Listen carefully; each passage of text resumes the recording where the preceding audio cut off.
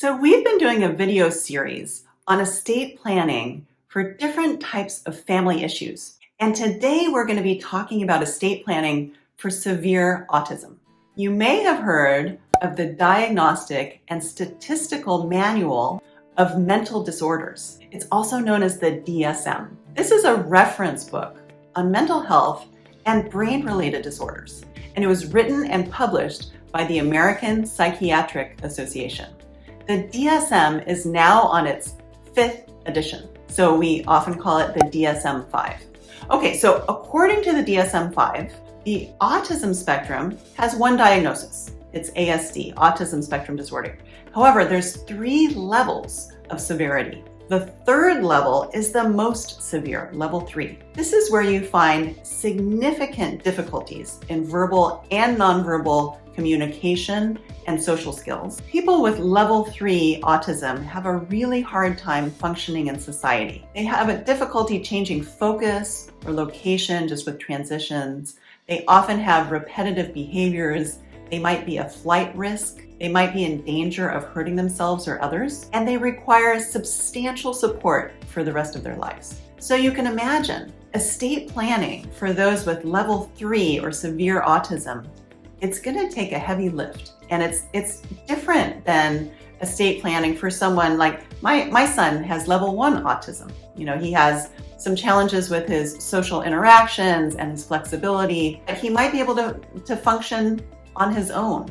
Somebody with level 3 autism will never function on their own. So how do we set up an estate plan? How do we set up a team and the documents to really make sure that your child is okay for the rest of their lives? That's what this video talks about today. So the first thing as a parent, if you have a child with level 3 autism, you're probably up late at night thinking, what's going to happen to my child when I'm gone? Who's going to be the surrogate financial me? Who's going to make sure that my child gets all the supports that they need, that they're living in a safe and wonderful place, that they can be as independent and as happy as possible? Well, the main person taking care of this role is called the Successor Trustee. This is the person who's managing the trust, okay? They're making sure that the money lasts for your child's lifetime, that it's being invested properly, that distributions are being made for all of the caregivers and the different therapies and resources that the child needs, that they have the right housing set up, that they have all the food that they need. Okay, so a successor trustee is a big job. And I actually have a video on how to choose a successor trustee for your child's special needs trust. So I suggest you watch that video. So you may have some friends or family who's really close and loving and they love your child, but boy, that would be too heavy of a lift. I mean, this is really a full-time job to take care of somebody with this level of difficulty. So if you were to name a family member, for example, maybe their sibling or a niece or nephew to act as successor trustee, that would take so much of their time. It can be very unrealistic to set up a family member to do this. Instead, you can name that family member as a trust protector. They can be an overseer for the special needs trust, and you can name a professional to act as trustee. Now, I often recommend professionals when you have a child with level 3 autism, because really the services that are available out there, the different needs that they have, a professional will really understand this. They can work with the regional center and other housing opportunities, and they've been through this before. Okay? You want somebody who understands the whole scope of what's needed and is not just coming in fresh and experimenting on your child. But since it's a professional, you may also want some supervision, and that's where a trust protector can come in handy. I do have a video on trustees versus trust protectors, so you can learn more about the similarities and differences of both roles. Another issue that comes up is who's going to make the choices of where your child lives, what education they get, who's going to be their physical parent. That we call the successor trustee. Typically, children with level 3 autism are under a limited conservatorship. A parent goes to court and they petition the court to allow the parent to continue to act, or maybe it's a grandparent or an aunt or uncle, to continue to act as the parent. even though the child has turned 18 and now they're officially an adult. But what happens if the parent isn't there? Who's going to be the successor limited conservator? All right, this is a big choice to make. And for that, usually you would look to a family member or a very close friend. But there are some professionals out there, specifically private professional fiduciaries, who may act as a successor conservator for your child. So it's good to interview around and see who might be appropriate for this role, who has the bandwidth, who has the experience, who has the love and understanding. Hey everyone, if you like my mom's video, like and subscribe. Now, I think the most difficult choice to make and set up is housing. Now, if your child is a member of the regional center, then they will or they should be provided housing. But is that housing appropriate for them? I have a client whose son has level 3 autism, and he went to look at what the regional center currently provides, what they would provide to his son, what kind of housing, and he would be basically in a locked up dementia unit.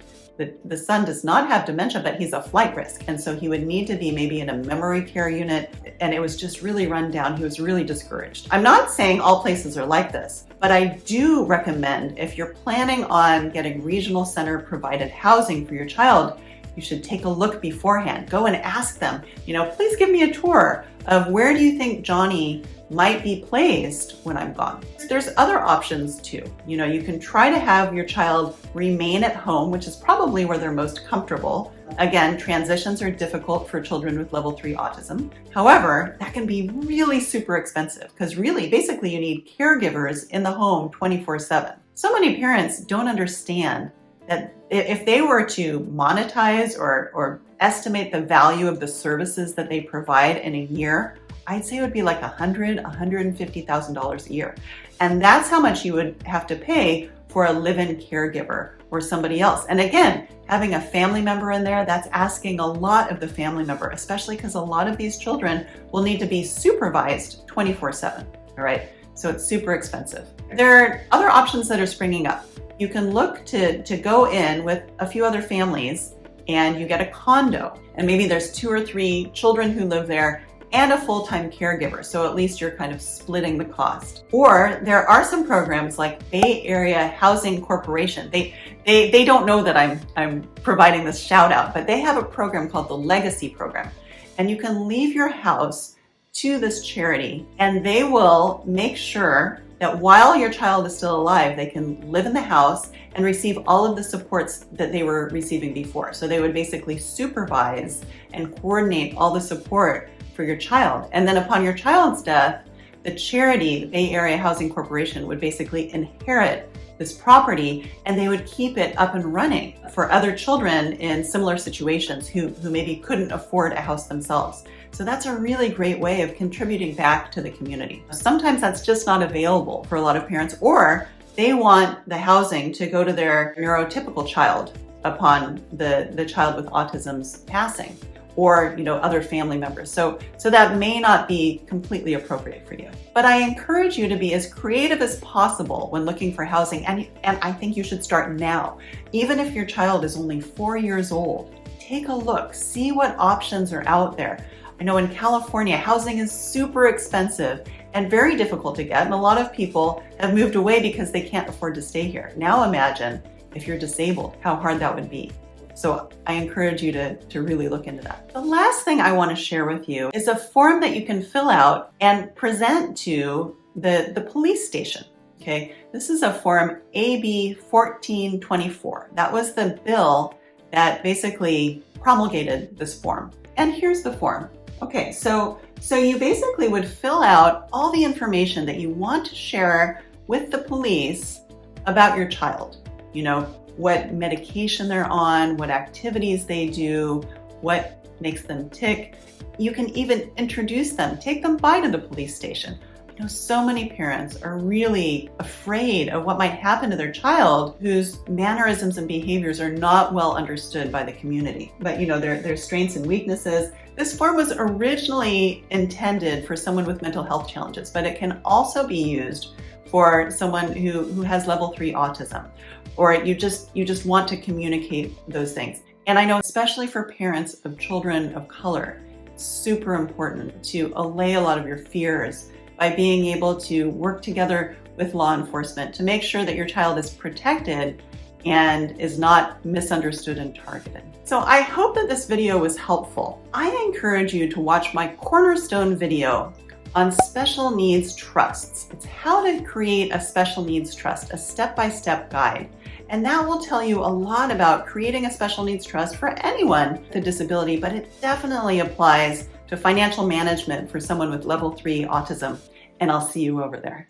Hello everyone! If you liked my mom's video, don't forget to like and subscribe. See you all next time!